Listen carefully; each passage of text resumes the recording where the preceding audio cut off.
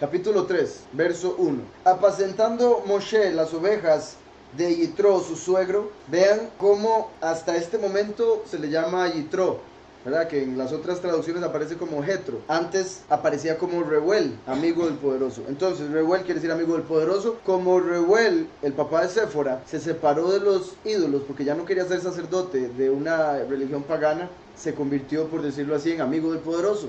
Tanto así que Yahweh lo puso en el camino de Moshe. Después, cuando él sale y Moshe agarra la vara, eso sí lo vimos la semana pasada, ¿verdad? Lo hablamos. Agarró la vara, entonces Reuel se dio cuenta que era el redentor que se le había prometido a Israel. Entonces dijo, voy a darle a mi hija en matrimonio. Imagínense, él había escuchado todas las profecías de que vendría un redentor y salvaría al pueblo. La vara que Moshe usó para hacer las plagas fue creada en la víspera de Shabbat, ¿verdad? Como hemos hablado, las cosas que creó Yahweh cuando se estaba empezando a oscurecer el sexto día y estaba por empezar el séptimo día. Antes de que se oscureciera, pero ya se había ido el sol, en ese tiempo la creó, se la dio a Adán, Adán se la dio a Set, Set a Enoch, se le dio a Noé, Noé la llevó en el arca, se la dio a Shem, Abraham, Isaac, Jacob. Jacob entró con ella, se la dio a Yosef, Yosef reinó con ella. Cuando Yosef murió, quedó en los tesoros egipcios. Entonces Jetro la vio y cuando él se escapó, porque vio que lo quería matar el faraón por el consejo que había dado, se llevó la vara, la sembró en la casa, en el patio, y pasó el tiempo hasta que llegó Moshe y la arrancó. Entonces se dio cuenta y dijo, este es el redentor.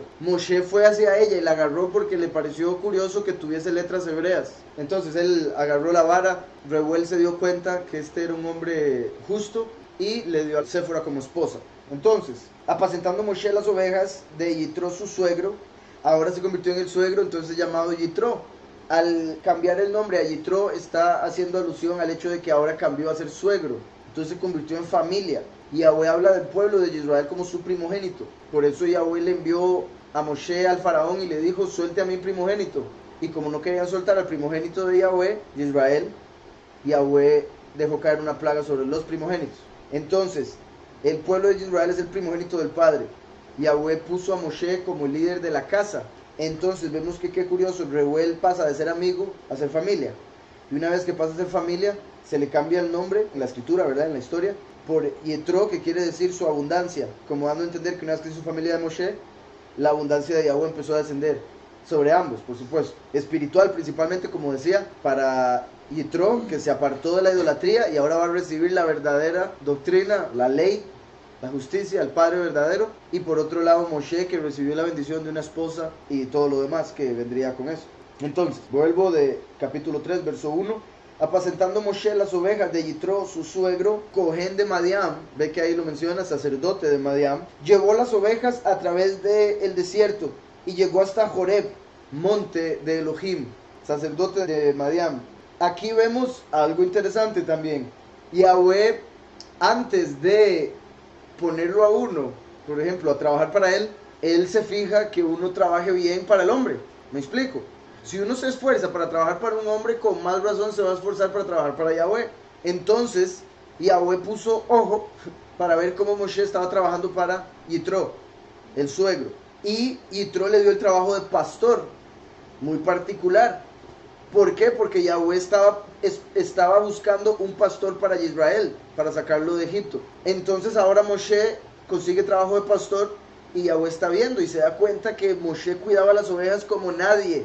Son parte de las cosas que no aparecen aquí, pero en el libro de Yashar, en otros escritos, se habla de cómo Moshe, igual que David, bueno, dije como nadie, David y Moshe estaban aquí en cuidar ovejas, porque arriesgaban su vida. Principalmente una historia que se cuenta de Moshe, muy parecida a la que hablamos en las Buenas Nuevas de la Verdad del lunes. ¿Se acuerdan? Las 100 ovejas. Si uno tiene 100 ovejas y se va una, pone las 99 en la mano izquierda y se va a buscar, en el sentido de Yahweh, en el cielo.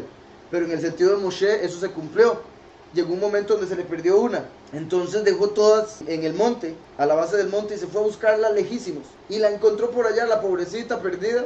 Entonces dice, no, está muy cansada. La levantó y se la puso encima. Y la llevó cargando, y ahí Yahweh se dio cuenta que era un buen pastor.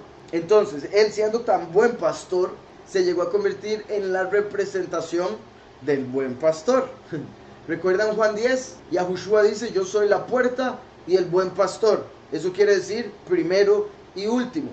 Yahushua vino como la puerta porque Él es el camino al Padre. Así como uno a través de una puerta pasa de un espacio específico a otro espacio específico, a través de Yahushua nosotros pasamos de este mundo al mundo eterno, de la vida temporal a la vida eterna, siendo Él la puerta, el único medio a través del cual podemos llegar a adquirir eso y adquirir el reino, el sacerdocio. Entonces Yahushua dice: yo soy la puerta y el buen pastor. El buen pastor es la segunda venida, que viene, llama a las ovejas, puesto que es la voz. Las ovejas conocen la voz del pastor, vienen a él los 144,000, y él al morir pasa primero, como dice Miqueas, y abre esa puerta, por decirlo así. Es como que a través de la muerte logra abrir la puerta que ya había puesto Yahushua, y al abrir la puerta ya los 144,000 pueden entrar vivos durante la cosecha. ¿Está claro eso?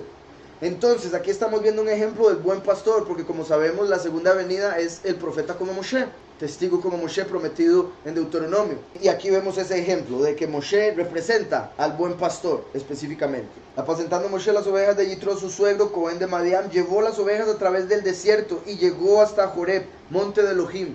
Exactamente lo mismo que iba a él tener que hacer con Israel. A través del desierto llevar a las ovejas de Yahweh y llevarlas al monte donde recibió las tablas. Entonces en ese lugar, Joreb, fue donde llegó Moshe aquí. Después fue también donde llegó Eliyahu y otros hombres pasaron por esa montaña.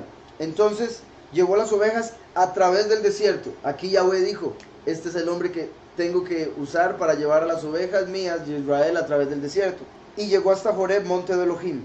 Verso 2. Y se le apareció el malaj de Yahweh en una llama de fuego en medio de una zarza. Entonces, y se le apareció el malaj de Yahweh.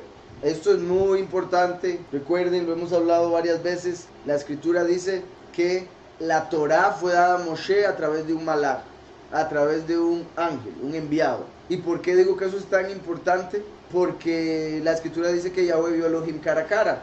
Y como sabemos, Yahushua mismo dijo: nadie ha visto a Yahweh cara a cara, solo el Hijo del Hombre, que lo revela él mismo, que descendió del cielo. También dijo: nadie ha ido al cielo. Entonces Moshe lo que vio fue un ángel en todo momento, empezando aquí y en adelante. Siempre lo que vio fue el ángel que Yahweh envió para representarlo. Como hemos hablado, hay casos en los que se puede deducir que el ángel era Micael.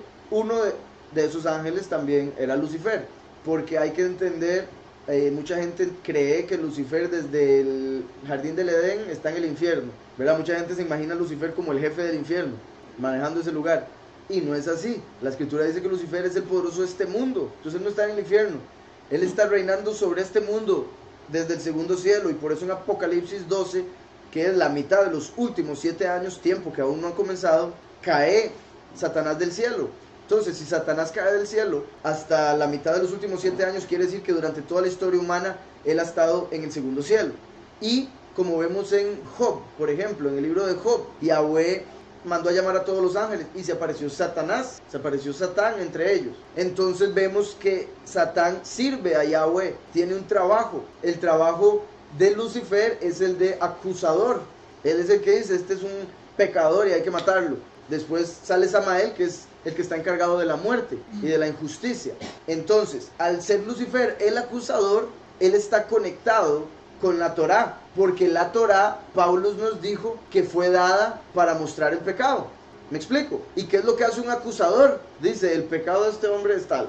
Entonces la Torá es para mostrar el pecado del hombre, para que nosotros podamos leer y decir: ok, he pecado en esto, esto y esto. Y por eso aceptar a Yahushua y estar bajo la ley del favor, porque la Torá, una vez que se da la opción de Yahushua, usted agarra solo la ley o agarra la ley junto al favor, y a través del favor cumple la ley. Entonces pongámoslo en este caso como: usted agarra la ley de la justicia o la ley de la misericordia.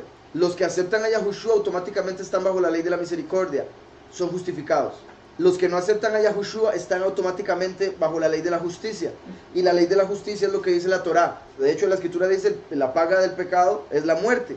Entonces, con solo una persona ya haber pecado, si no viene a Yahushua, se ha activado la muerte en esa persona. Es solo cuestión de tiempo. ¿Me explico? Y a menos de que uno se ponga bajo Yahushua, eso va a continuar como una bomba de tiempo.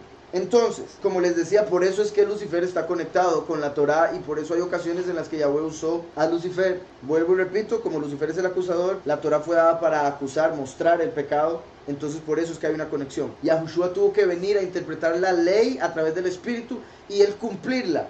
para a través del cumplimiento y nosotros creer en Él, que nosotros la cumpliésemos a través de Él y la entendiésemos espiritualmente, no como Lucifer la reveló a los judíos en el Talmud. ¿Está claro? La letra mata, mas el espíritu vivifica. Lucifer estaba a cargo de la letra. Ese es el punto que quiero que se entienda. Por eso Él manda a matar. Y Yahushua vino para revelar el espíritu. Y a nosotros aceptar el espíritu recibimos vida eterna, porque el espíritu da vida, la letra mata. En Gálatas 3:20, de todos los que acabo de mencionar, solo voy a leer este porque creo que es el más importante con todo lo que acabo de decir, desde el 19. Entonces, ¿para qué sirve la ley? Fue añadida a causa de las transgresiones. Entonces, ¿por qué fue añadido el infierno? A causa de Satanás y su rebelión, Satanás y sus ángeles. Las personas que sirven a Satanás se terminan convirtiendo en sus ángeles, en sus enviados, entonces van a ir al fuego. Pero entonces, ¿para quién se hizo el fuego, el infierno? Para los impíos. Y aquí dice, ¿para quién se hizo la ley? Para los transgresores. ¿Y quiénes son impíos? Los transgresores. ¿Estamos claros? Entonces, si la ley se hizo para los transgresores, el infierno se hizo para los transgresores, y Lucifer es lo que se lleva a todos esos transgresores al infierno, ahí vemos una conexión entre la ley y ese ángel. Entonces, ¿para qué sirve la ley? Fue añadida a causa de las transgresiones, hasta que viniera la descendencia. Yahweh le prometió a Abraham que a través de su descendencia, en singular, refiriéndose a una persona que vendría a través de él, refiriéndose a Yahushua el Mesías, ¿verdad? Porque a través de Abraham vino primero Yitzhak, Ismael, después a través de Yitzhak, Jacob y Esaú, a través de Jacob 12, a través de Yosef 2. Entonces empezó a multiplicar de una manera como la arena del mar, como las estrellas del cielo. Pero hasta que vino Yahushua se cumplió la promesa que se le había dado a Abraham, de que en su descendencia sería que él recibiría la bendición, la promesa.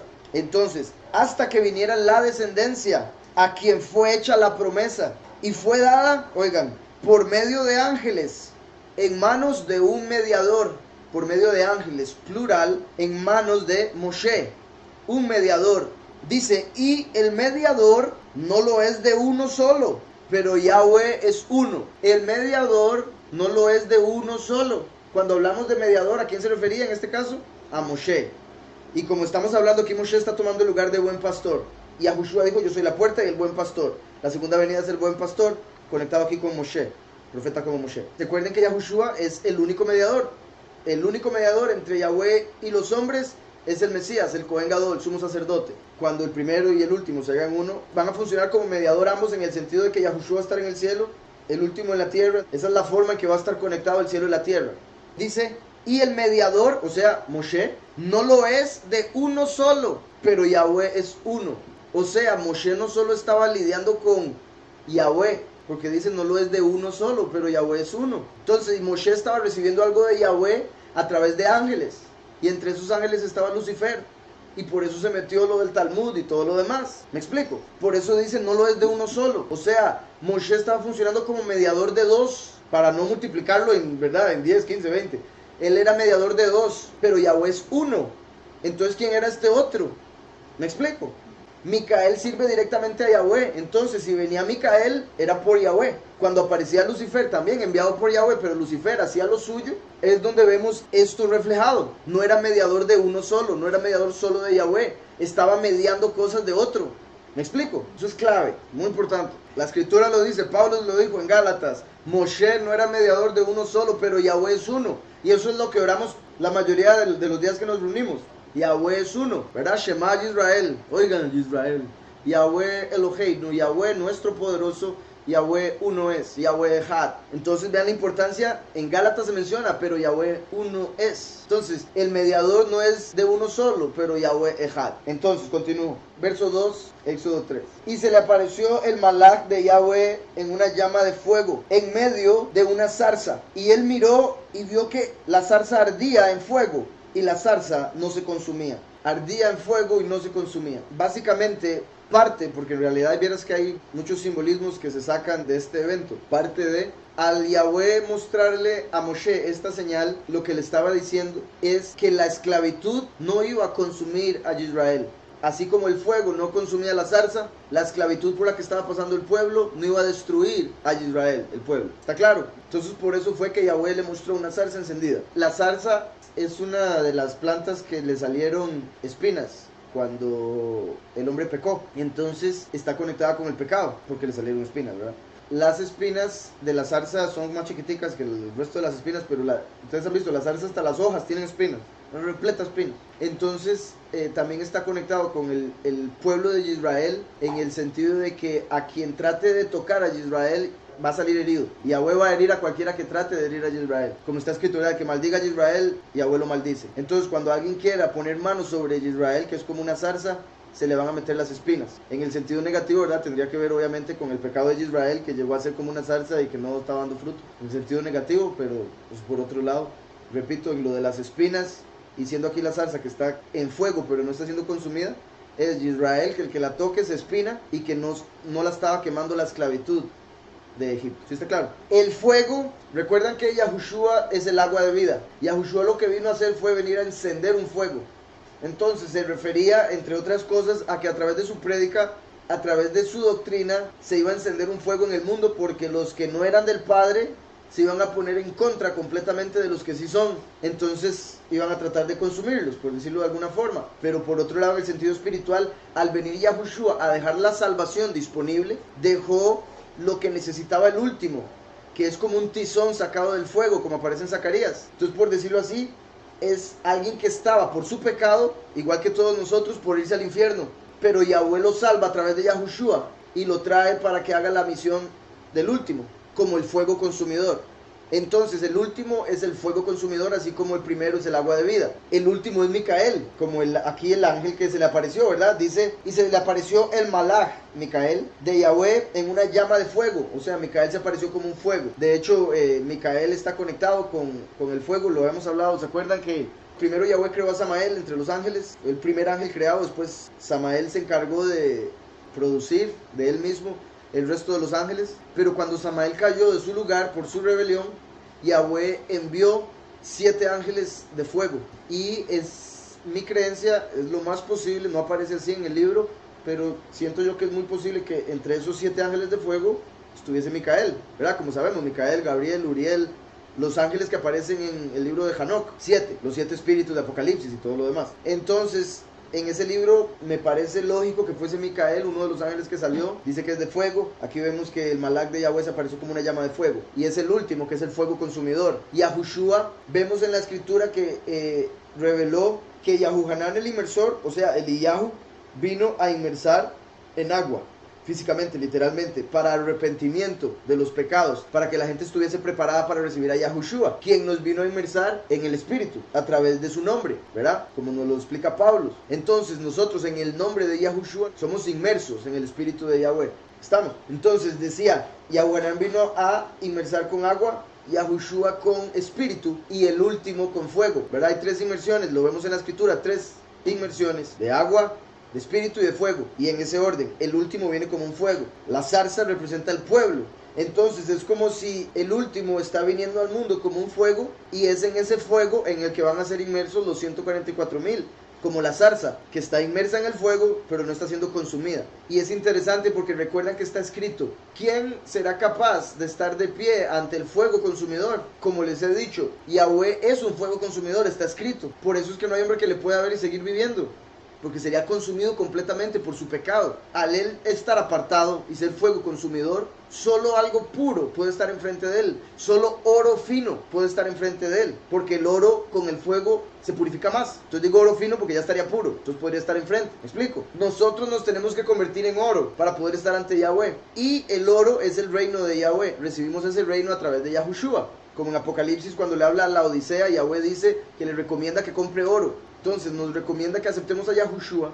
Bueno, nosotros no somos de la Odisea, pero como hombres pide que aceptemos a Yahushua para así tener el reino, ser parte del reino, entonces poder estar de pie ante el fuego consumidor. Por otro lado, si el último es fuego consumidor, obviamente fuego puede estar con fuego, no hay problema. Si los 144,000 son inmersos en ese fuego, ya pueden estar frente al fuego consumidor, ¿está claro? Mientras que el resto de gente no va a poder. Los impíos, con solo que se acerquen, se van a quemar. Entonces eso es lo sorprendente, como hemos hablado también. Si el cielo, si el reino de Yahweh, la nueva Jerusalén aquí en la tierra, fuese leer la escritura todos los días eternamente, para los que son del Padre y que disfrutamos la enseñanza, sería una maravilla. Si fuese que es solo estar sentados leyendo, los escogidos estarían felices de la vida, los impíos sería un infierno para ellos. Así como este mundo para los impíos es el paraíso y para los justos es un infierno. ¿Me explico? El otro mundo va a ser lo contrario. Y como Yahweh es un fuego consumidor, pobrecitos, porque ellos no pueden estar cerca. Entonces van a estar pero en el fuego del lago de fuego. Y se le apareció el malaj de Yahweh en una llama de fuego, en medio de una zarza. Y él miró y vio que la zarza ardía en fuego y la zarza no se consumía. Entonces Yahweh hizo una señal poderosa para llamar la atención de Moshe. Moshe estaba en su trabajo, vuelve a ver. Entonces Moshe dijo: iré yo ahora y veré esta grande visión. ¿Por qué causa la zarza no se quema? Viendo Yahweh que él iba a ver, lo llamó Elohim de en medio de la zarza y dijo: Moshe, Moshe. Y él respondió: Hineni, que quiere decir heme aquí. Cuando el padre estima a una persona mucho, lo llama 2 veces. A través de la escritura, Samuel lo llamó 2 veces. Y aquí vemos que Moshe igual, Moshe, Moshe. Entonces era una muestra de amor, de cariño. Además, lo llamó con la voz del papá, de Aram, para que él sintiera, para que no se asustara, sino que sintiera como cariño, ¿verdad? Al oír la voz del papá, una voz familiar, obviamente él sabía que no era el papá que estaba ahí. Entonces dedujo que era Yahweh revelándole que su papá había muerto, puesto que ahora estaba con él y por ende Yahweh podía usar su voz, por decirlo de alguna manera. Entonces Yahweh viene a hablarle con la voz del papá de él para que él se dé cuenta que ya su papá estaba con Yahweh, para que él se sintiera familiar con la voz y no saliera corriendo del susto. Entonces primero Yahweh habló con la voz del papá Aram. Repito el verso 3. Vean que al principio dice, se le apareció el malaj. Después dice, entonces Moshe dijo: iré yo ahora y veré esta grande visión, porque causa la zarza no se quema. Viendo Yahweh que él iba a ver, Yahweh desde el cielo viéndolo todo, lo llamó Elohim, ¿verdad? Como si lo estaba llamando el ángel, no Yahweh, haciendo la separación entre Yahweh y Elohim. A pesar de que Yahweh es Elohim, recuerden que Elohim es un título que se aplica también para ángeles, como cuando Jacob peleó con Elohim. Él no peleó con Yahweh, peleó con un ángel, puesto que le ganó. Si hubiera peleado con Yahweh, por favor. Entonces, el Elohim que peleó con Jacob era el ángel de Esaú, Samael. Aquí estamos viendo que hace la separación. Lo vio Yahweh, Elohim lo llamó. ¿Cómo llama uno a alguien? Usando la voz. Entonces, una confirmación de que Micael, la voz de Yahweh, es el que está llamando. Y en este caso está como Elohim. Recuerdan que Yahweh en Éxodo 7 le dijo a Moshe: te pondré por Elohim. Ahora estamos viendo a Micael, que viene a Moshe como siendo Elohim. ¿Está claro? Y él siendo la voz. Entonces Yahweh lo ve, Elohim lo llama. Yahweh todo lo ve, puesto que es omnipresente, omnisciente. Y dice, y viendo Yahweh que él iba a ver, lo llamó Elohim de en medio de la zarza. Y vea cómo dice de en medio de la zarza, porque era el fuego, era el ángel el que estaba en medio de la zarza. Elohim, de en medio de la zarza, y dijo: Moshe, Moshe. Él respondió: heme aquí. Y dijo: no te acerques, quita tu calzado de tus pies, porque el lugar en que tú estás es suelo apartado. Y dijo: no te acerques, quita tu calzado de tus pies. Obviamente lo lógico, lo más obvio es: usted viene con zapatos, no me ensucie aquí el lugar. Como cuando uno entra a una casa, viene del barrio y le dicen: quítese los zapatos para entrar, el lugar es limpio. Entonces eso es lo más obvio, ¿verdad? Estaba en una tierra apartada, como les digo, porque estaba conectada con el cielo, espiritualmente hablando. Una parte clave en este mundo. Entonces Yahweh le dice: quítese los zapatos, para que estuviera conectado con la tierra, por decirlo así, el pie directo con la tierra. Por otro lado, recuerden que la escritura habla que las sandalias representan el evangelio, las buenas nuevas de Yahushua el Mesías. Nosotros, por eso dice que hermosos son los pies del que anuncia las buenas nuevas. Y cuando nos ponemos la armadura del Espíritu que menciona Efesios, las sandalias son el celo por anunciar las buenas nuevas. ¿Estamos? Entonces aquí Moshe viene de haber sido criado por los egipcios, por el faraón. Y Yahweh le dice: quítate las sandalias. Como diciéndole: deshágase de la doctrina pasada, deshágase de todo lo que había aprendido hasta este momento. Ahora va a entrar en un lugar apartado donde va a aprender la verdad. Como diciéndonos a nosotros: quítese la vida anterior y entre la nueva. ¿Me explico?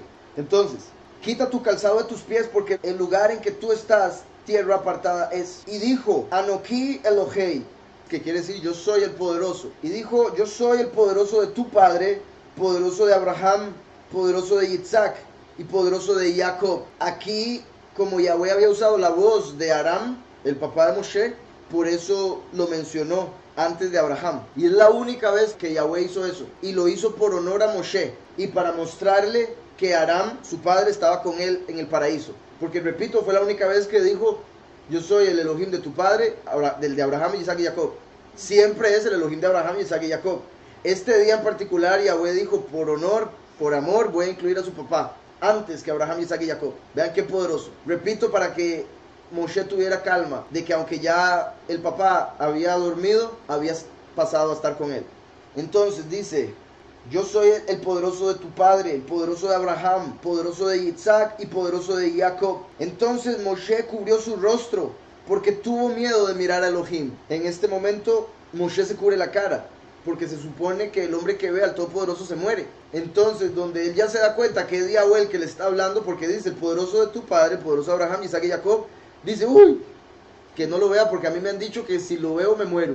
Se me ha dicho que nuestro Elohim no se le puede ver. ¿Me explico? Entonces se cubre la cara inmediatamente, sin entender él lo que muchos otros tampoco entendieron. Si Yahweh se le está apareciendo, ¿usted cree que Yahweh lo va a matar? Así como le dijo, quítese las sandalias, le diría, tápese los ojos. ¿Me explico? Bueno, por un lado es falta de, no sé si lógica, confianza, pero por otro lado también obviamente es respeto, es honor. ¿Se acuerdan cuando Nehemías entró donde el rey? En ese tiempo, cuando una persona entraba con cara triste ante el rey, lo mataban. Entonces, entrar con cara triste ante el rey era pecado. Para el rey, ¿verdad? Para Yahweh. Entonces, con más razón ante Yahweh. Por eso Yahweh nos dice que debemos estar gozosos todo el tiempo. Obviamente, uno va ante él también llorando, porque él más que rey es nuestro padre. Entonces, o sea, él entiende, es mi punto. Pero en ese tiempo Yahweh no se comprendía al Todopoderoso como un padre, se comprendía al Todopoderoso como un rey. Entonces le tenían un miedo. ¿Me explico? Está bien tenerle temor, pero ya miedo es otra cosa. O sea, el honor, el respeto, pero hay que entender, bendito sea Yahushua, que él es nuestro padre. Es nuestro padre y eso es mucho más grande. Entonces, aquí Moshe no lo está viendo como un padre, lo está viendo como un rey. Entonces dice, me tengo que cubrir la cara, tengo que darle honor. Y también si lo veo me muero. Pero también vea, lo que él estaba viendo era el fuego. Era el ángel que le estaba hablando, Elohim. Y Moshe se cubre la cara, porque él pensaba que eso era Yahweh. Y ahí está el error. Yahweh estaba en el cielo y en todo lado al mismo tiempo. O sea, cometemos un error si lo encasillamos en lo que sea, como en el fuego. De hecho, está escrito también que Yahweh se apareció a través de un fuego, porque ustedes saben, el fuego es sorprendente como cada instante es diferente. No tiene una forma. O sea, por ejemplo, uno agarra agua y la mete en un vaso y agarra la forma del vaso. Usted pone esa agua y la mete en una jarra, agarra la forma de la jarra. Pero usted enciende un fuego, ese fuego agarra la forma que quiera. Las llamas son sin forma. Entonces Yahweh escogió un fuego para que después Moshe no dijera Yahweh es así o asá. Él no vio ninguna forma en ese fuego. ¿Me explico? Y al menos está dando a entender que es fuego consumidor. Y al no ver una forma, porque el fuego no tiene forma, él no iba a terminar haciendo una imagen para adorarla. Ese era el punto, también de aparecerse como un fuego. Entonces se tapa la cara. Entonces Moshe cubrió su rostro porque tuvo miedo de mirar a Elohim. Y vea que usa la palabra miedo. Verso 7. Dijo luego Yahweh, bien he visto la aflicción de mi pueblo que está en Mizraim, ¿verdad? En Egipto, tierra de aflicción.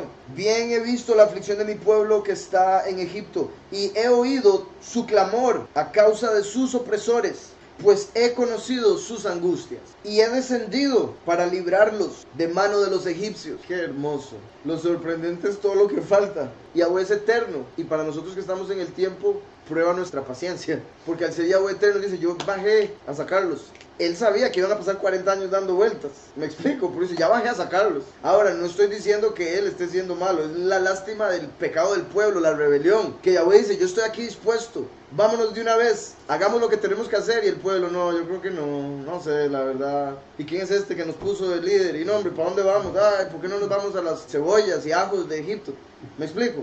Entonces, qué sorprendente y qué triste que faltara tanto cuando Yahweh estaba tan dispuesto para hacerlo ya. Entonces, bien he visto la aflicción de mi pueblo que está en Mizraim, y he oído su clamor a causa de sus opresores, pues he conocido sus angustias, y he descendido para librarlos de mano de los egipcios, y sacarlos de aquella tierra a una tierra buena y ancha, a tierra que fluye leche y miel.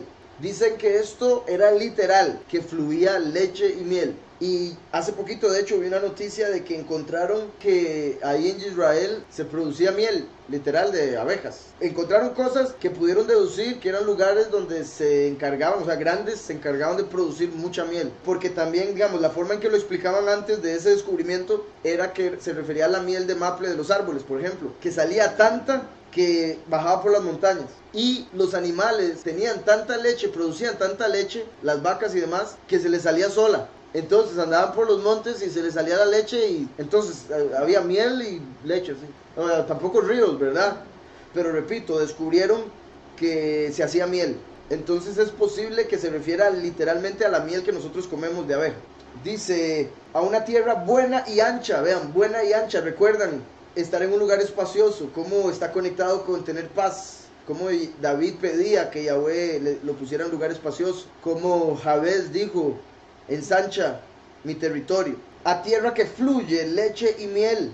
En el sentido espiritual, la tierra prometida de Israel tenía como capital Jerusalén, representa el reino de Yahweh, que va a tener como capital la nueva Jerusalén. Entonces, Yahweh nos está prometiendo ir a esa tierra, al reino de Yahweh, a la vida eterna. Esa es la promesa. Los dos testigos se van a aparecer como Moshe y Aarón para llevar al pueblo a esa promesa. Esto que estamos leyendo aquí, el éxodo de Egipto tan grande y todas las películas y todo, fue apenas un reflejo, fue apenas como el padre jugando con muñequitos, para que entiendan la imagen, para poder mostrarnos a nosotros lo que va a suceder ahorita en el fin de los tiempos, a través de historias. Sí pasaron, pero se queda cortito, pequeñito, a la par de lo que está por darse. Así como la tierra prometida se queda corta con la tierra a la que vamos. A pesar de que va a ser ahí mismo Israel, pero ya con ojos espirituales, y la nueva Jerusalén habiendo descendido va a ser otra tierra. Y tras de eso se van a extender las fronteras. Entonces, tierra que fluye leche y miel. La nueva Jerusalén, el reino de Yahweh, fluye leche y miel. ¿Qué representa la leche y la miel en la escritura? La palabra de Yahweh y la ley. La palabra de Yahweh es el nombre del Hijo, Yahushua. La ley es la Torah, que es dulce como la miel. Entonces, la Torah está conectada con Moshe, así como el último está conectado con Moshe y con la justicia. Yahushua el primero está conectado con la misericordia, por eso con la leche, la palabra. Entonces, la tierra que fluye leche y miel es la tierra que fluye el primero y el último. La enseñanza de la palabra de misericordia y de la ley de justicia. ¿Está claro? Y es descendido para librarlos de la mano de los egipcios y sacarlos de aquella tierra a una tierra buena y ancha, a tierra que fluye leche y miel, a los lugares del cananeo, del eteo, del amorreo, del fereceo, del Ebeo y del Jebuseo. Entonces los nombres que aparecen aquí, donde dice que nos va a dar la tierra que fluye leche y miel, dice el celoso traerá el terror. ¿Se acuerdan? Hemos leído varias veces que Yahweh dice, yo soy celoso y mi nombre es celoso. Nosotros debemos imitar a Yahweh, debemos ser celosos de su nombre. Por eso es que nosotros no mencionamos los nombres falsos para referirnos a Él, porque somos celosos de su nombre. Entonces los escogidos van a ser celosos, en el sentido ese de que van a ser celosos por la verdad, ¿me explico? Y por eso la gente no nos quiere, porque no queremos decir Jesús, porque no queremos hacer otro montón de cosas que ellos hacen, simplemente porque nos queremos apartar de lo mundano, de lo pagano, ¿verdad? Por no celebrar Navidad, todas esas cosas. Entonces, el último, al traer el nombre, dar a conocer el nombre, él es celoso del nombre, por supuesto, y Yahushua también, por supuesto, pero la escritura cuando habla del fin de los tiempos y todo el castigo que se va a dar, dice que va a ser el celo el que lo va a provocar, el que lo va a llevar a cabo. El celo de Yahweh haciendo referencia a como cuando uno está celoso uno se enoja. Entonces es el que viene a hacer justicia. ¿Por qué? Porque la iglesia anda con otro. Entonces Yahweh está celoso, porque la iglesia anda adorando al otro. La iglesia anda con el Señor y Yahweh va a descender como el último, como el celoso, para castigar. Entonces, los nombres, y es que estoy haciendo toda esta introducción porque me parece que a eso va, hablando del final de los tiempos, cuando se presentará el testigo como Moshe, a quien Yahweh usará para llevar a los escogidos a la tierra prometida. Y en el proceso de hacer eso, va a vencer al enemigo y a estripar a los muchos en el lagar de la ira, por el celo. Entonces, dice, el celoso traerá el terror, o será terror al hablar, o como un orador. Entonces, el celoso traerá terror como un orador, puesto que va a ser la voz, el que da testimonio, al venir a la villa, como si fuera la tierra, y a los que viven en la villa, los va a meter en el lagar. Entonces, está dejando claro, el celoso viene trayendo terror sobre la tierra y sobre los impíos que se han rebelado, obviamente no los justos. El celoso viene a la tierra y trae terror a través de su oratoria, a través de su prédica, porque Yahweh dice que va a destruir al impío con el espíritu de su boca. Entonces Yahweh viene como el último, con el espíritu de la boca, va a traer terror a los rebeldes que viven en la tierra y los va a meter en el lagar de la ira, donde se pisa. ¿Estamos? Eso es lo que quieren decir los nombres de las tierras que Yahweh nos prometió. Ahí donde se estripan las uvas en el lagar de la ira, el vino que sale es lo que se echa en las copas de la ira. Y esas copas de la ira pues se echan sobre las naciones. Entonces, Yahweh va a permitir que los impíos de las naciones maten a los rebeldes de las iglesias. Pero después, por los impíos de las naciones matar a los rebeldes de las iglesias, les va a caer a las naciones el castigo y ahí es donde van a caer las plagas postreras. ¿Sí se entendió? El clamor pues de los hijos de Israel ha venido delante de mí, y también he visto la opresión con que los egipcios los oprimen. Ven por tanto ahora, y te enviaré a Faraón, para que saques de Mizraim a mi pueblo, los hijos de Israel. Vean qué hermoso como Yahweh, aún antes de darle la Torá, los llamaba su pueblo. Para que saques de Mizraim a mi pueblo, los hijos de Israel. Entonces Moshe respondió a Elohim: ¿quién soy yo para que vaya a Paró y saque de Mizraim a los hijos de Israel? Aquí vemos un ejemplo muy claro de humildad. Que él dice: pero ¿quién soy yo para sacar al pueblo? ¿Cómo es eso? Ahora, no me extraña que él lo hubiese sentido desde antes, puesto que hizo juicio contra el violador egipcio y después fue a decirle a los hermanos: hey, ¿qué están haciendo peleando? ¿Recuerdan? O sea, aún antes ya se le había dicho: ¿usted quién lo puso de juez? Entonces él sentía ya el llamado, pero no se consideraba tan allá. O sea, es como que sí, yo estoy dispuesto a hacer lo justo, pero de ahí a hacer el justo es otra cosa. Aquí no había otro que Moshe para cumplir la misión. Yahweh viene y le dice: acepta la misión. Y Moshe dice: no. O sea, al decir no, dejó claro que él era el perfecto para la misión. ¿Sí se entendió eso? Al decir que no, mostró su humildad y por ende más bien dejó claro que él era el que tenía que ser enviado. La parábola que hizo Yahushua: un papá tiene 2 hijos, le dijo a un hijo: vaya y hágame un mandado. Y él dijo: no, hombre, qué pereza, mi papá, vaya haga usted el mandado. Y se fue donde otro hijo y le dijo: ay, vaya hágame usted el mandado. Y él dijo: claro, mi papá, yo voy, dígame a dónde, cuánto, qué, cómo es la cosa. Se va el papá esperando. Al final el que había dicho que no dice: qué mal hijo. Entonces digo: voy a honrar a mi papá, voy a ir a hacerlo. Y va y lo hace. El otro dijo: ya se fue hablado mi papá. Entonces después Yahushua pregunta: ¿cuál hijo es mejor? Obviamente el que inicialmente dijo no, pero reconoció que debía honrar y fue y lo hizo. Es mucho mejor que el que inicialmente de todo corazón dijo sí, por la emoción y al final no hizo nada. ¿Me explico? Entonces, similar en este momento. Moshe es como el que dijo no porque fuese malcriado, sabemos, por humildad, pero está mostrando que él es como ese hijo de la parábola. También hay algo que dice en el libro de Maquiavelo, El Príncipe. Cuando yo me leí ese libro hace ya años, solo una cosa se me quedó grabada, y es que decía que el único hombre que es digno o capaz de ser príncipe, de ser rey en un lugar, es aquella persona que no quiere serlo. Y lo estoy resumiendo. Primero que todo, no quiere serlo porque entiende la responsabilidad, mientras que los otros se olvidan de la responsabilidad porque ven el poder, ven la grandeza, la fama. Mientras que aquel que ve la responsabilidad es el único que va a ser justo con ella y lo va a cumplir. Entonces es algo que vemos aquí. Ven por tanto ahora y te enviaré a Paró para que saques de Mizraim a mi pueblo, los hijos de Israel. Entonces Moshe respondió a Elohim: ¿quién soy yo para que vaya a Paró y saque de Mizraim a los hijos de Israel? Y él respondió: ve, porque yo estaré contigo, y esto te será por señal de que yo te he enviado. Cuando hayas sacado de Mizraim al pueblo, serviréis a Elohim sobre este monte. Entonces Yahweh le está diciendo, si es el verdadero Elohim el que le está hablando, si yo lo estoy escogiendo a usted, la señal de que todo va a salir bien es que usted va a volver con todo el pueblo a este mismo lugar, y aquí me va a servir.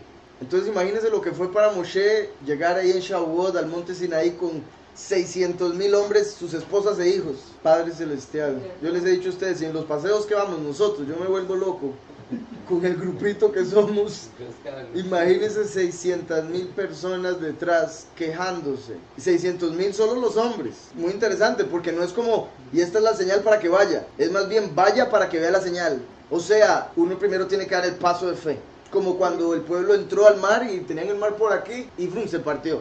Que verdad que hemos hablado normalmente a la gente por las películas, la gente se imagina que el mar se partió y empezaron a caminar, pero según vemos en los escritos, el pueblo entró hasta que ya tenía el mar por aquí. No todo el pueblo, pero gran parte de Yahudí, los Yahudim y los de Efraín se sintieron celosos de Yahudá, entonces entraron todos. Cuando tenían el agua por acá se empezó a partir.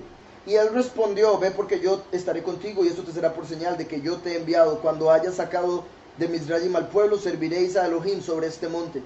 Dijo Moshe a Elohim: he aquí que si yo llego a los hijos de Israel y les digo: el Elohei de vuestros padres me ha enviado a vosotros, si ellos me preguntaren cuál es su nombre, ¿qué les responderé? Vean qué verso más importante. Este verso muestra que no conocían el nombre de Yahweh, nadie, puesto que si el pueblo ya lo conocía, Moshe no hubiera hecho esta pregunta, él simplemente hubiera dicho: entonces le digo que es Yahweh, ¿verdad?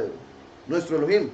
Pero eso quiere decir que hasta este momento en la historia, el nombre personal del Todopoderoso no se había dado. Por eso se le llamaba Elohim, Shaddai, El, Adonai, Adón. Bueno, ahí, ¿verdad? Hay 72 títulos que se le daban al Todopoderoso antes de tener el nombre. Cuando llega Moshe, Moshe sabe la importancia del nombre. Los hebreos sabían la importancia del nombre, por eso ponían los nombres específicos a los hijos que tenían. Entonces Moshe, conociendo la importancia del nombre, en este momento él lo vio propicio para preguntarlo, lo cual es sorprendente también porque no se le había ocurrido a Abraham, Isaac y Jacob preguntarlo, en particular por el hecho de que todavía no eran un pueblo y todavía no estaban en esclavitud. Entonces no era necesario tal revelación para tanto poder. Entonces Yahweh pone en el corazón de Moshe, porque está escrito, Yahweh pone el querer como el hacer. Entonces Yahweh pone en el corazón de Moshe el querer saber el nombre, porque Yahweh sabía que era necesario que Moshe llevara el nombre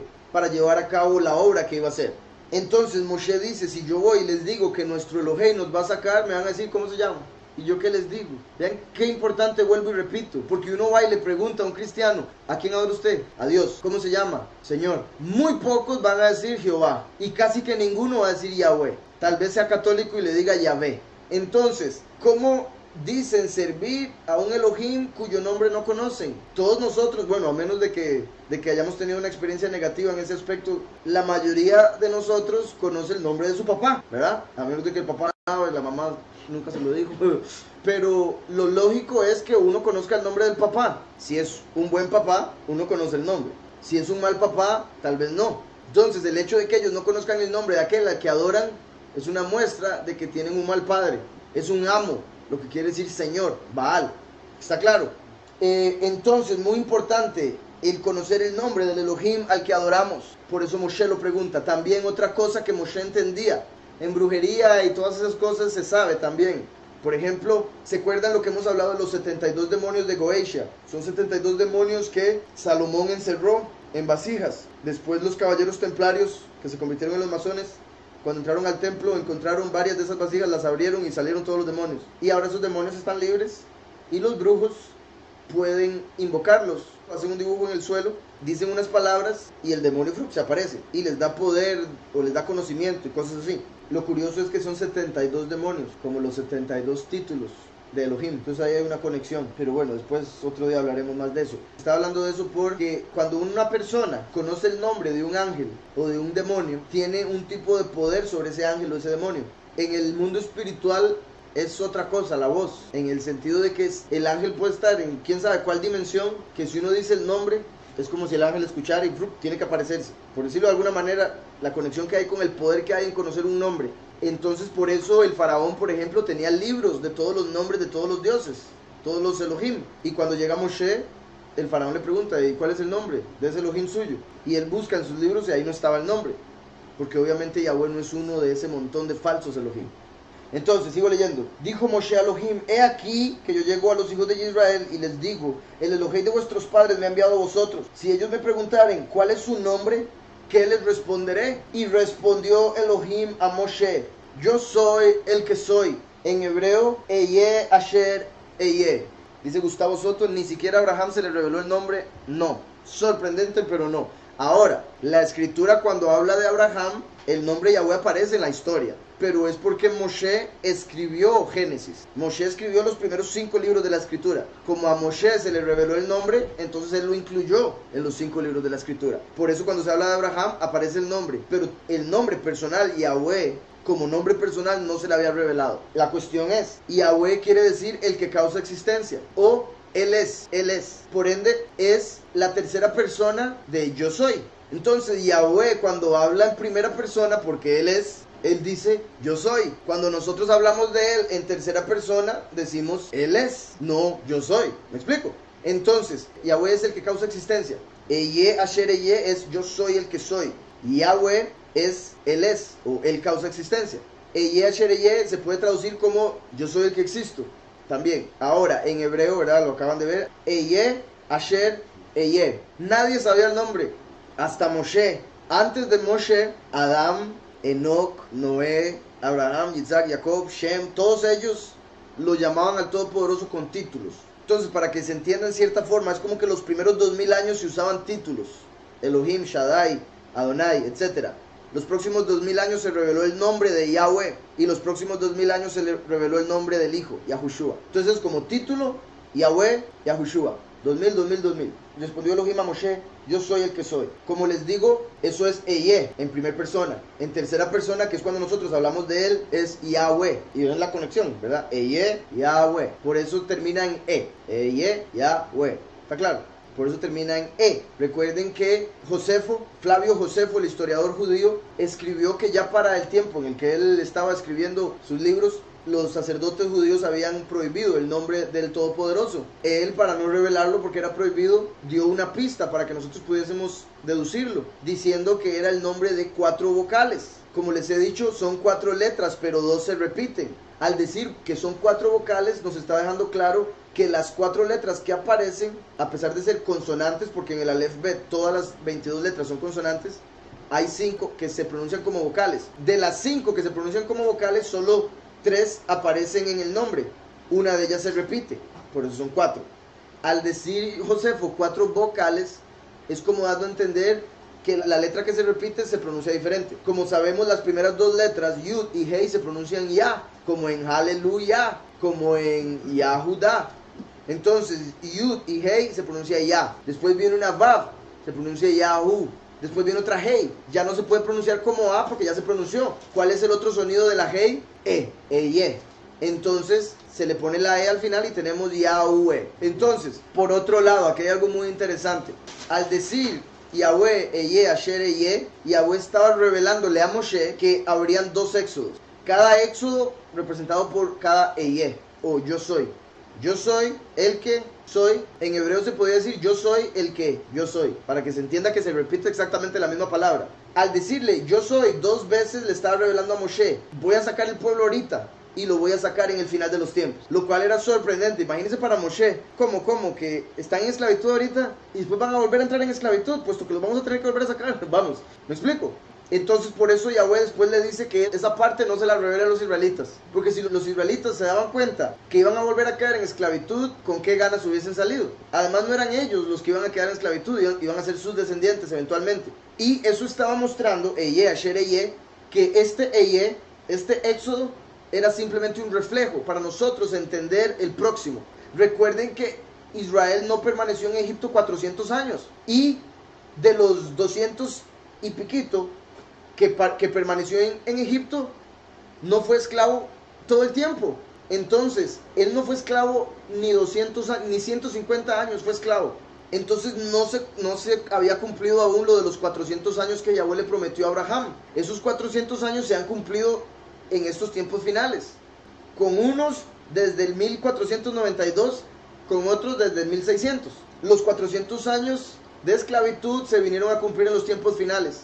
Yahweh, al decir Eye, Asher, Eye, estaba revelando que habrían 2 éxodos, y este era un reflejo para nosotros que estaríamos en el tiempo final, entendiésemos cómo sucedería lo último. Entonces el segundo Eye se refiere al tiempo nuestro en el que el testigo como Moshe se va a aparecer. Eye, Asher, Eye, el primer Eye es este Moshe, el segundo Eye es el testigo como Moshe, en el sentido que es ahí donde se va a manifestar, ¿verdad? Así como en ese tiempo ellos no conocían el nombre, igual hoy en día por la apostasía la gente no conoce el nombre. Entonces cuando uno viene y le dice a alguien, es que el nombre del Todopoderoso Yahweh, el de su hijo Yahushua, la gente como, ¿de dónde sacó eso?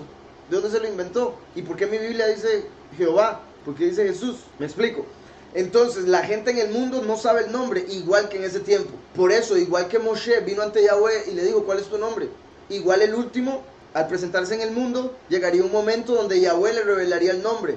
¿Para qué? Para que a través de su nombre recibiera el Espíritu, el nombre de Yahushua, Juan 14:26, recibiera el Espíritu y pudiese llevar a los escogidos, al Hijo, para que el Hijo, como el camino, los dirija hacia el Padre. ¿Estamos? Igual que en ese tiempo Moshe llegó a Egipto a revelarles el nombre, o sea, no es como que en la tierra prometida les dijo el nombre es, sino estando el pueblo en Egipto, Moshe les reveló el nombre de Yahweh. Momento tan importante estando el pueblo en Egipto. Como nosotros, no estamos en Israel, ahorita en Costa Rica, otros en Estados Unidos, otros en Argentina, etcétera. Estamos en diferentes partes del mundo, Egipto, y Yahweh nos está revelando el nombre para sacarnos. En el caso nuestro, por Yahushua, por las personas poder recibir el Espíritu, el nombre se ha estado revelando aún antes de que los 2 testigos salgan a luz. Pero aún así se está revelando, o sea, ninguno de nosotros lo conocía al nacer. Por si algo, Gustavo, vea el video, el corto o el largo que yo hago del nombre En un libro de Flavio Josefo dijo que el nombre fue revelado hasta el tiempo de Moshe, no había sido revelado antes. Entonces, un historiador lo dijo, en la escritura lo vemos, pero puede ser un poco confuso, porque uno pensaría que Abraham tenía el nombre. Pero hay que entender que desde Adán hasta hoy en día ha habido un proceso de revelación. Ha sido un proceso largo, 6.000 años, para nosotros, para Yahweh 6 días. Pero ha sido un proceso lento en el sentido de que primero se reveló como todopoderoso, por decirlo así.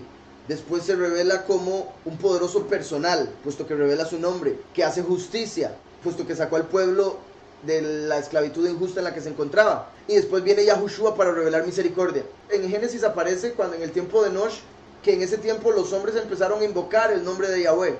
Ahí cualquier persona puede decir, sí, ya tenían el nombre. Pero en realidad se refiere a que empezaron a orar. Cuando uno ora, uno invoca el nombre. Entonces la oración en la escritura aparece como invocar el nombre. El hecho de que al tiempo de Enosh los hombres empezaron a invocar el nombre, quiere decir que en ese tiempo fue donde empezaron a orar. Antes de Enosh no sabían lo que era la oración. También es como los cristianos que se suben en un púlpito, no conocen el nombre, pero ellos dicen en el nombre que es sobre todo nombre, o por el nombre, y no conocen el nombre. Entonces en cierta forma es como si Enosh y su descendencia al orar dijeran en el nombre del Todopoderoso, en el nombre del Creador, como diciendo no lo conozco, pero sé que hay poder en él. ¿Me explico? Ese es el punto. Entonces, y respondió Elohim a Moshe, yo soy el que soy, Eye Asher Eye. Al decir yo soy, es como que Moshe pregunta, usted me manda que lo saque, ellos van a preguntar cuál es nuestro Elohim, van a preguntar el nombre de nuestro Elohim, como poniendo a Yahweh en el nivel de todos los Elohim falsos. Entonces Yahweh se vuelve y le dice ¿cómo? Yo soy, o sea, Él es el único que existe, lo único que existe, y todo aquello que exista es a través de Él y punto. Vean qué poder, es como nada de lo que usted conoce existe a menos de que sea a través mío. Y todos esos Elohim que usted acaba de poner en mi lugar o a mi lado no son nada. Al decir yo soy, está diciendo ellos no son nada. Si yo soy, ellos no. ¿Está claro? Entonces, por eso siempre les he dicho lo de ser o no ser. Si nosotros estamos en Yahweh, no es un dilema. Si Yahweh es el yo soy, al nosotros estar en Él, nosotros somos y punto. Son los que no están en Yahweh los que no son. Y por eso tienen un dilema. Es como decir, ¿acepto a Yahushua o no lo acepto? ¿Ser o no ser? Entonces, ella está diciendo, yo soy lo único que existe. ¿Qué le pasa a usted, Moshe? Preguntando como si hubieran otros. Por eso normalmente el nombre Yahweh lo traducimos como el que causa la existencia. Pero se podría simplificar en Él es, porque es lo único que existe. Y el punto al decir yo, es lo único que existe, obviamente, ¿verdad? Es que todo lo que sea que nosotros pensemos que exista, es por Él y a través de Él. Si no fuera por Él, es una sola ilusión. Solo que Yahweh deje de pensar en eso que uno diga que existe, y eso deja de existir. Para que me entiendan el punto de todo existe a través de Él. De hecho, recuerden que los judíos dicen que Yahweh no ha dejado de crear. Yahweh constantemente está creando. Porque si Él en un momento se detiene, todo deja de existir. Entonces Él tiene que constantemente, minuto a minuto, si se puede decir así, porque Él es eterno, pero en nuestro momento, en nuestro tiempo, minuto a minuto, Él está creando, como teniendo la voluntad de que siga existiendo. Teniendo la voluntad de que siga existiendo y siga existiendo y siga existiendo. Si Él quisiera, cosa que no va a pasar porque ya todo está escrito, pero si Él quisiera, ¿sabe qué? Me cansé y todo desaparece. Y nosotros ni cuenta nos damos. Por otro lado, Yahushua, cuando los fariseos lo acusaron de romper el Shabbat, Yahushua dijo, pero mi papá trabaja hasta hoy y yo trabajo. Entonces ellos no entendían que los 6 días y el séptimo de la creación se referían a 6 milenios y un milenio de descanso. Entonces Yahweh continúa trabajando porque Yahweh tiene que mantener la creación, porque ella subsiste por él. Entonces Yahushua vino y dice, ustedes me dicen que estoy rompiendo el Shabbat, si mi papá sigue trabajando y yo sigo trabajando. Porque se refería a que Yahushua va a descansar hasta el Shabbat, hasta el milenio, donde Yahweh va a descansar y nosotros vamos a descansar. Entonces por eso nosotros en Shabbat trabajamos, pero para Yahweh. Ese es el punto. ¿Estamos? ¿Se acuerdan donde la escritura Pablo dice que si uno deja de ser fiel, él se mantiene fiel? Porque él no puede ir en contra de sí mismo. Él es fiel, no me gusta usar esta palabra para referirme a él, pero por naturaleza. Esa es su naturaleza. Él es bueno, por ende él da. Él es amor, por eso es misericordioso y por eso es fiel. Y aunque uno se vuelva rebelde, él se mantiene fiel, poderosísimo. Segunda de Timoteo 2:11 dice, palabra fiel es esta: si somos muertos con Él, también viviremos con Él. Los muchos físicamente van a morir creyendo en Él, entonces después van a vivir. Los escogidos somos muertos al ser inmersos, o sea, al entrar a seguirle a Él, morimos a nuestro antiguo yo. Entonces, si somos muertos con Él, también viviremos con Él. Si sufrimos, también reinaremos con Él. Vean eso, entonces cuando estén sufriendo, tengan fuerza, porque es para reinar.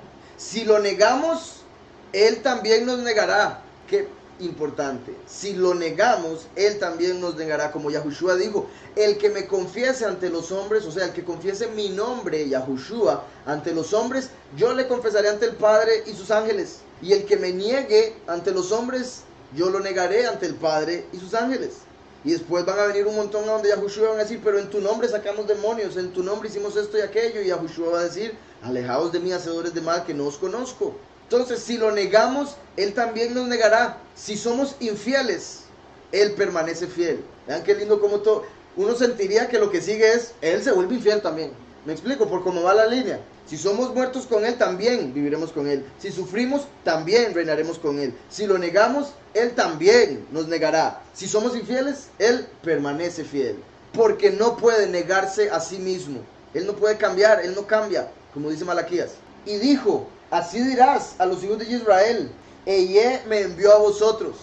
Entonces ve como primero le dice a Moshe, Eye asher Eye, pero después le dice, así les dirás a los israelitas, el yo soy me envió a vosotros. No el yo soy el que soy, sino el yo soy. ¿Por qué?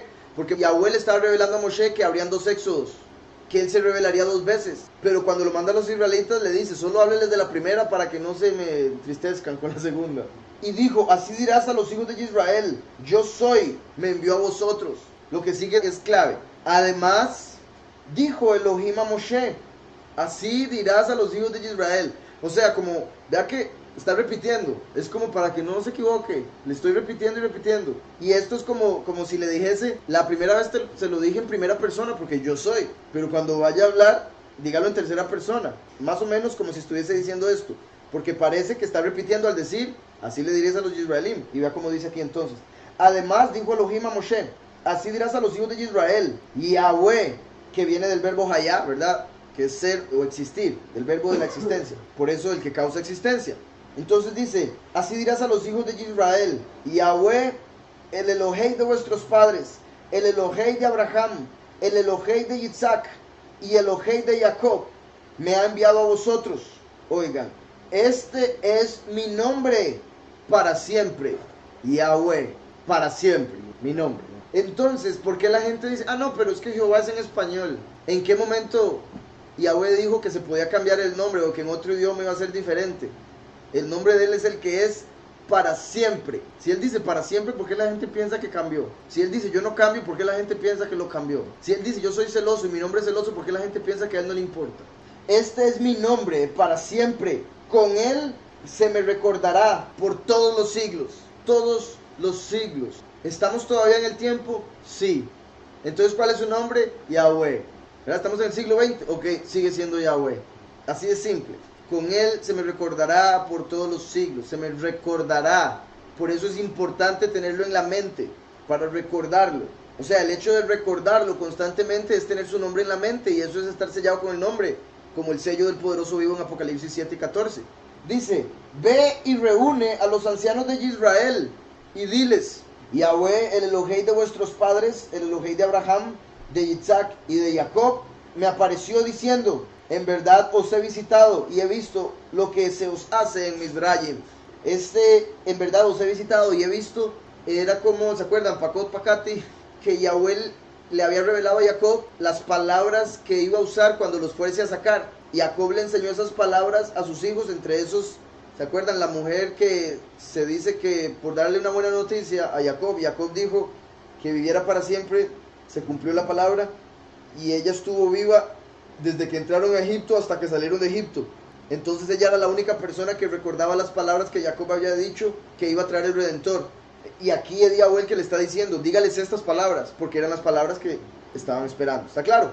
Dice 16, ve y reúne a los ancianos de Israel y diles, Yahweh, el Elohei de vuestros padres, el Elohei de Abraham, de Isaac y de Jacob, me apareció diciendo, en verdad os he visitado y he visto lo que se os hace en Mizraim. Y he dicho, yo os sacaré de la aflicción de Mizraim a tierra del cananeo, del eteo, del amorreo, del fereceo, del heveo y del jebuseo, a una tierra que fluye leche y miel. Vea que vuelven a aparecer los nombres cuyos significados ya los dijimos, entonces como confirmación de lo que significan los nombres, o sea, confirmación de esta segunda venida. Si leemos esto, según el significado de Mizrayim, se leería como: yo sacaré de la aflicción que están pasando en la tierra de la aflicción. Entonces se aplica con nosotros, porque con solo el hecho de que la gente tenga que ir a trabajar todos los días y el dinero que gana no lo han ni recibido, ya lo tiene gastado, el hecho de las enfermedades, ¿verdad? Ya la gente que joven y ya tiene dolor de cuerpo en algún lado,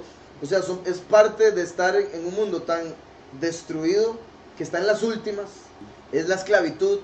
Entonces ahorita estamos en una, o sea, no quiero incluirnos a nosotros, porque también por eso Yahushua vino y dijo: el que conozca la verdad será libre. Entonces nosotros que estamos en Yahushua, ya nuestra liberación, redención empezó. Los que no han seguido a Yahushua están en la esclavitud, el mundo está en esclavitud, completamente, mental y física. Entonces aquí es como si Yahweh nos está hablando a nosotros para decirnos que nos va a sacar de esta aflicción o de esta esclavitud en la que estamos. Y bendito sea el Padre por el tiempo en el que estamos, ¿verdad? Por todas las señales que se han dado estos últimos días, las fiestas que acabamos de pasar, el hecho de que Pesaj está por venir y todo está muy propicio para que esto verdaderamente se vaya a cumplir pronto. ¿Me explico? Entonces vamos a ser redimidos porque Yahweh lo dijo y punto. El faraón, Satanás y todos sus hijos con el Papa y ellos no van a poder hacer nada. 18. Y oirán tu voz, ¿verdad? Yahweh diciéndole a Moshe: oirán tu voz. Ahí está dejando claro que Moshe representa la voz de Yahweh, porque Yahushua es la palabra de Yahweh. Primero y el último es la mezcla de palabra con voz. Entonces, y oirán tu voz, e irás tú y los ancianos de Israel al rey de Mizrayim, y le diréis: Yahweh, el Elohei de los Ibrim, ¿verdad? Hebreos, Yahweh, el Elohei de los Ibrim, nos ha encontrado. Por tanto, nosotros iremos ahora camino de 3 días por el desierto. Así era como empezó todo. Esos 3 días, por supuesto, representan los 3 días que Yahushua estaría muerto.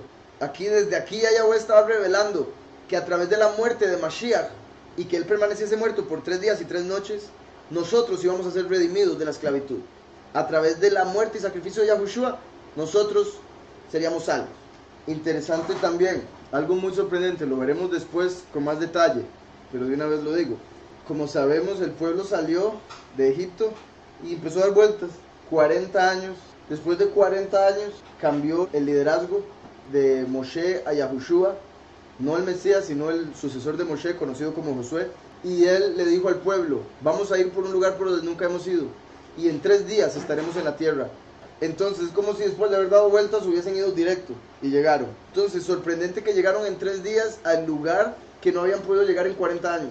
La distancia que hay caminando desde Egipto hasta Israel, según los cálculos de hoy en día, en 6 días caminando se llegaba de Egipto a la tierra prometida. ¿Cuánto duró Israel? 40 años. O sea, el punto es la ceguera, lo que causa el pecado. El pecado los volvió ciegos de tal forma que le pasaban cerquita a la tierra y seguían caminando. Pasaban cerquita a la tierra y seguían caminando. ¿Me explico? La ceguera espiritual hace que no lleguemos al destino, aunque se pudiese llegar inmediatamente. Entonces, cuando nosotros nos apartamos del mal, Yahweh nos permite ver el camino por el que debemos ir. Cuando nosotros nos acercamos al mal, se nos apagan los ojos y andamos confundiditicos por cualquier lado. Claro, el ego hace que uno sienta que va por donde quiere ir. El ego le va a decir: vamos por donde queremos.